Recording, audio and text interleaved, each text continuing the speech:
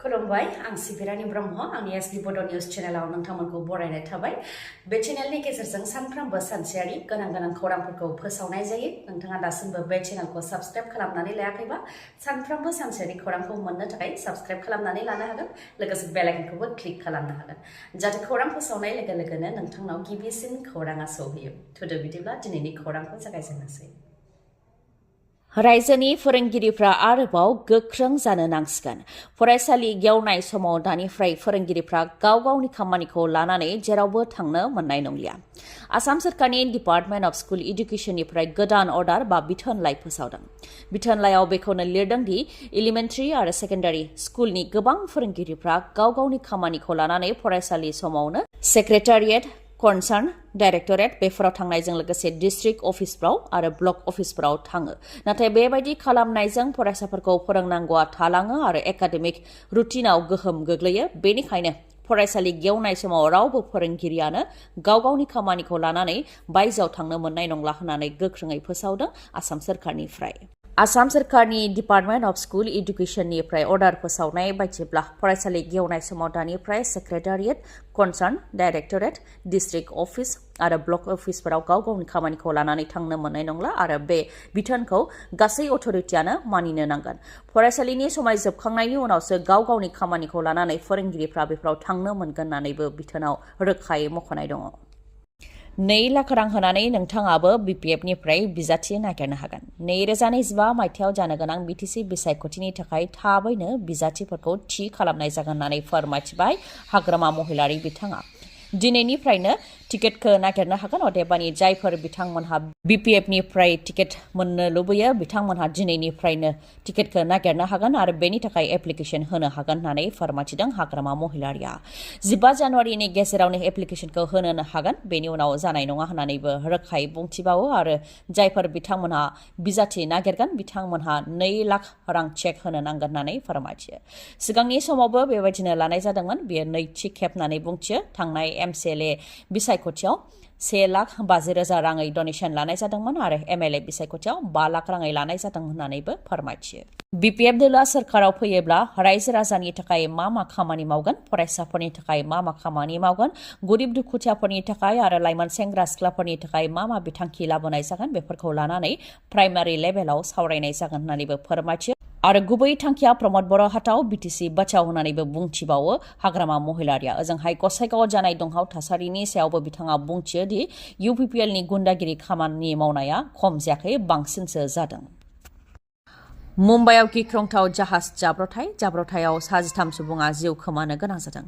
नेभिनि speed बोटआ जोबोद गोख्रैथिजों फैनानै जाहाजखौ सौख्रांफैनायनि जाहोनावनो 13 सुबुंफ्रा जिउ खोमानो गोनां जादों आरो 101खौ रैखा खालामनो हादों मुम्बाइनि मुंदांखा टुरिस्ट प्लेस अदेबानि दावबायग्रा जायगा गेटवे अफ इन्डियानिफ्राय एलिफेन्टा आइलेन्डआव जाहाजजों दावबायहैदोंमोन बे समावनो नेभिनि स्पिड बोटखौ ट्रायल खालामबाय थानाय समाव जोबोद गोख्रैथिजों फैनानै जाहाजाव सौख्रांफैदों जायजों 13 जिउ खोमानो गोनां जादों 13नि मादाव 4 आइजोफोर आरो 2 उन्दै गथ'साफोर जिउ खोमानांनाय 13नि मादाव 3 नेभिनि सोद्रोमाफोर आरो गुबुन 10 सिभिलियन अदेबानि दावबायारिफोर रिपर्टनि बायदिब्ला जाहाजाव गासै 90 सुबुंफोरल' गाखोनो हानायनि राहा दंमोन नाथाय बेनि बांसिन सुबुंफोर जाहाजाव दैखांनानै लांनाय जादोंमोन बेनि अनगायैबो रैखाथिनि थाखाय जि नियम दंमोन बेखौ फालियाखै लाइफ जेकेट होनाय जादोंबाबो गोबां सुबुंफोरानो लाइफ जेकेट गानाखैमोन जायनि जाहोनाव जाहाजनि जाब्रबथायाव सुबुंफोरा जिउ खोमानो गोनां जादों होननानै फोरमायथिदों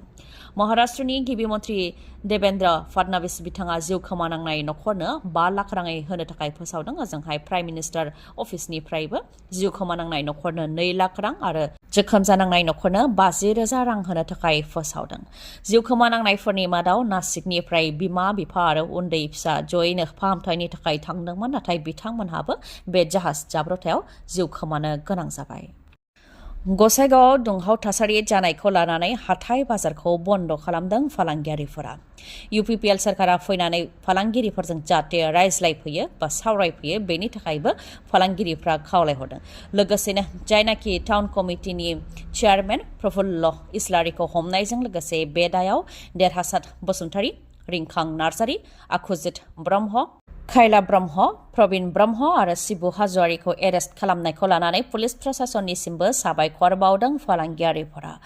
जायनाखि टाउन कमिटिनि चेयारमेन प्रफुल्ल इस्लारिया गावनो UPPL आरो बुफैग्राफ्राबो UPPLनि मावथि होनानै बिथाङानो फोरमायथिदों। बेनिखायनो UPPL सोरखारनिफ्राय फैनानै जाहाथे फालांगियारिफोरजों रायज्लायफैयो बेनि थाखाय खावलायहरदों फालांगिरिफ्रा। लोगोसे बिथांमोना बुंथिबावदों दि BJP आरो UPPL सोरखारा गोजोननि सोरखार होनानै BTCनि गाहाय प्रमद बर' बिथाङा बुंथिबाय थायो। नाथाय गोजोना फैदोंब्ला गुन्दाफ्रा फैनानै माबोरैहाय फालांगिरिफोरखौ बेबायदि बुफैनो मोनखो आरो बेबायदि गोजोन गैयै थासारि सोमजिहोनो मोनखो होननानैबो सोंथि खालामो फालांगिरिफोरा। खामानि मावनानै जाफुंसारोबा एबा फिथाइ मोननो हायोब्ला बेनिफ्राय खुसिसिन आरो मा दंबावो। बे गोजोननायखौ फोरमायथिदों अरनराजा बसुमतारी बिथाङा। मख'नो गोनांदि 2024 मायथाइनि बर' थुनलाइयाव साहित्य एकाडेमि बान्थाखौ चिरां जिल्ला बिजनीनि अरनराजा बसुमतारीनो होनो थाखाय फोसावबाय। सोरनि थाखाय? सल'मा बिजाबनि थाखाय अरनराजा बसुमतारीनो 2024 नि साहित्य एकाडेमि बान्थाखौ होनो थाखाय फोसावबाय। थांनाय 2018 मायथाइयावनो सोरनि थाखाय बे सल'माखौ दिहुननाय जादोंमोन होननानै फोरमायथिदों अरनराजाया। सासे सुबुङा गोबां दुखु खस्थ' जेंना जेंसिनि गेजेरजोंबो माबोरैहाय जाफुंसार जानो हायो बेखौ लानानैनो बे सल'माखौ लिरनाय जादोंमोन आरो गुबै आखुथायखौ सासे फोरोंगिरि महराव दिन्थिनाय जादों होननानैबो फोरमायथियो बिथाङा। थुनलाइनि फोथाराव बिहोमा होनायनि सायाव अरनराजा बिथाङा फोरमायथिदों दि थांनाय 1990 मायथाइयाव गिबिसिन सल'मा महरै हरैमारुआव बिजाबखौ लिरदोंमोन। दासिम गां 14 सल'मा बिजाब लिरबाय आरो गां 4 सुंद' सल' बिजाब लिरबाय।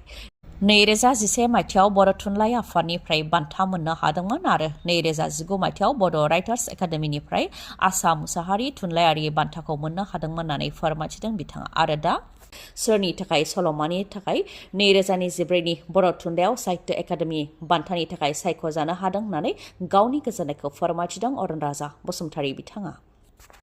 9 जानुवारिनि सिगां पन्चायत बिसायख'थिनि थाखाय नटिफिकेसन फोसावनो मोननाय नङा। जानो गोनां पन्चायत बिसायख'थियाव गोबां बेले-बेजे नुनायनि उनाव हाइकर्टआ बे बिथोनखौ फोसावदों। गुवाहाटी गोजौ बिजिरसालिनि उकिला फोरमायथिदों दि बबेबा गाव पन्चायतआव 20,000 22,000 भटारफोर दङ, नाथाय बबेबा गाव पन्चायत अदेबानि खाथिनियावनो 4,000ल' भटार दङ। बेबायदिनो बबेबा गाव पन्चायतआ 20 निफ्राय लानानै 30 किल'मिटार गोलाव, नाथाय बबेबा गाव पन्चायतआ खालि 2 किल'मिटारल' गोलाव। बिसायख'थि आय'गनि नियम बायदि आरो पन्चायत एक्ट आरो SOPनि बायदिब्ला मोनसे रेभिनिउ गामिखौ बोखावनानै मोननै गाव पन्चायतआव सोनो हाया। नाथाय मोनसे रेभिनिउ गामिखौनो मोन 6-7 बोखावनानै गुबुन गाव पन्चायतआव सोदों। बेनिखायनो गोबां बेले-बेजे थानायनि थाखाय गाव पन्चायतनि बिसायख'थि खुंनो 9 जानुवारिनि सिगां जेबो नटिफिकेसन फोसावनो मोननाय नंला होननानै फोरमायथिदों उकिला। आसाम सोरखारनि बायदिब्ला 10 फेब्रुवारियाव रिजाल्ट फोसावनायनि थांखि दंमोन। बे लेखायै 5 फेब्रुवारियावनो भट जानो नांगौमोन आरो भटनि 45 सान सिगां नटिफिकेसन होनो नांगौमोन। अदेबानि 20 निफ्राय 22 डिसेम्बरसोआवनो नटिफिकेसनखौ होनो नांगौमोन। नाथाय दा 9 जानुवारिनि सिगां नटिफिकेसन फोसावनो मोननाय नंला। बिजिरसालिनिफ्राय गनायथि लायालासे बेनि सिगां नटिफिकेसन फोसावनो मोननाय नंला होननानै फोरमायथिदों गुवाहाटी हाइकर्टनि उकिला। मिरु सोरखारनि गुबुन बिथांखिफोरखौ नायगिदिंनो थाखाय दावबायफैदों आसाम आयेन आफादनि बुंथिगिरि बिस्वजित दैमारिजों लोगोसे आसाम बिधान सभानि MLAफोरा। बङाइगाव, क'क्राझार, धुबरी, चिरां बेफोर जिल्लाफ्राव गिदिंथिंदों आरो BRPL, नेशनेल हाइवे आरो PWDनि थिखादारफोरजों सावरायदों होननानै फोरमायथिदों बिस्वजित दैमारि बिथाङा। सामथाइबारिनिफ्राय गेलेमफु थांनाय लामाखौबो नायगिदिंनाय जादों होननानै फोरमायथिदों। बेनि अनगायैबो बिसमुरिनिफ्राय उल्टापानि जानानै सरबकजों भुटान फारसे थांनाय लामानि टेन्डाराबो जाबाय। 32 कौटि रां होनाय जादों। बेनि थाखाय बेनि खामानिया 1 बोसोरनि गेजेरावनो आबुं जागोन होननानैबो फोरमायथिबावो बिस्वजित दैमारिया।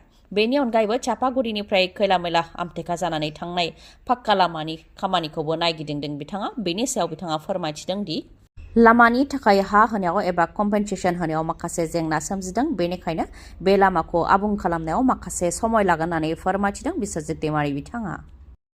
खौरांखौ जोबजासे खोनासंनायनि थाखाय गोजोननाय थाबाय। गाबोननि सानाव फिन गोदान खौरांजों लोगो मोनफिनगोन। दिनैनि थाखाय गोजोन्थों।